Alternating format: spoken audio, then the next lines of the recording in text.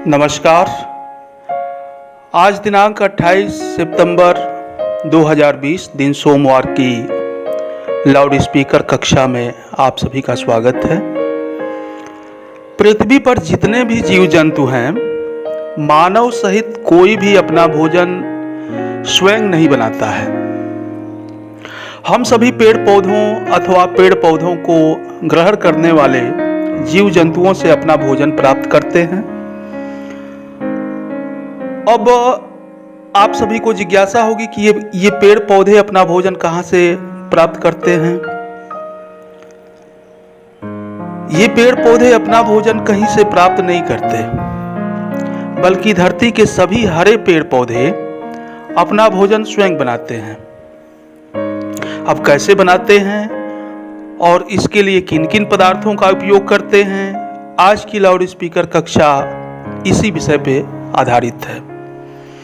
पेड़ पौधों की रसोई उनकी पत्तियां हैं और भोजन बनाने के लिए आवश्यकता होती है सूर्य का प्रकाश, कार्बन डाइऑक्साइड CO2 गैस और जल की, और साथ में पत्तियों में उपस्थित क्लोरोफिल, जिसके द्वारा पत्तियों का रंग हरा होता है। इनमें से किसी की भी अनुपस्थिति में भोजन बनाना संभव नहीं हो पाता। पौधों की पत्तियों में क्लोरोफिल नामक एक वर्णक पाया जाता है, जिसके कारण पत्तियों का रंग हरा होता है। मिट्टी से जल अवशोषित होकर पत्तियों तक पहुंचता है। वायुमंडल की कार्बन डाइऑक्साइड गैस पत्तियों पर पाए जाने वाले सूक्ष्म छिद्रों, जिन्हें स्टोमेटा कहते हैं, के द्वारा पत्तियों के अंदर पहुंचती हैं।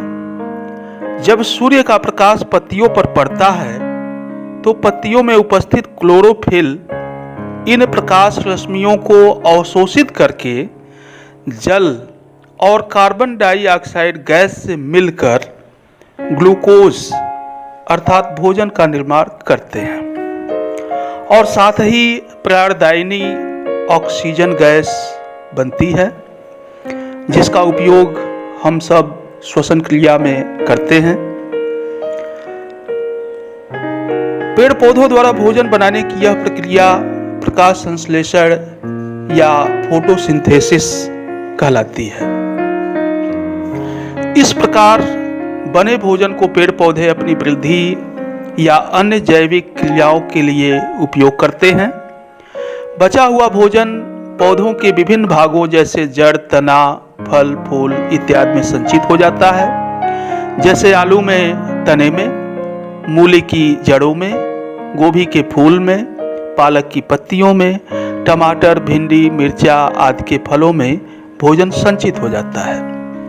इस प्रकार हरे पेड़ पौधे इस पृथ्वी पर एकमात्र उत्पादक हैं, जबकि अन्य सभी जीव उपभोक्ता की श्रेणी में आते हैं।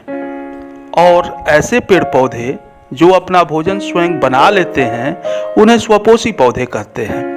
कुछ ऐसे भी पौधे होते हैं जिनकी पत्तियों में क्लोरोफिल नहीं पाया जाता और ये अपना भोजन बनाने में सक्षम नहीं होते। ऐसे पौधों को परपोषी पौधे कहते हैं। सड़े गले पदार्थों पर छतरी नुमा आकृति आप सभी देखे होंगे, बरसात में अक्सर देखने को ये मिल जाता है।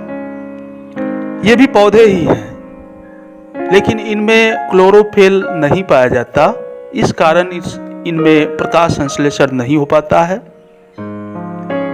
अतः ये अपना भोजन मृत कार्बनिक पदार्थों से ही प्राप्त करते हैं।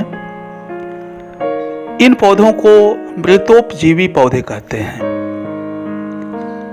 जैसे कुकुरमुत्ता या मशरूम। इनमें प्रोटीन प्रचुर मात्रा में पाई जाती है, इसलिए इन्हें आर्टिफिशियल तरीके से, कृत्रिम तरीके से उगाया भी जाता है और सब्जी के रूप में लोगों द्वारा खूब पसंद किया जाता है।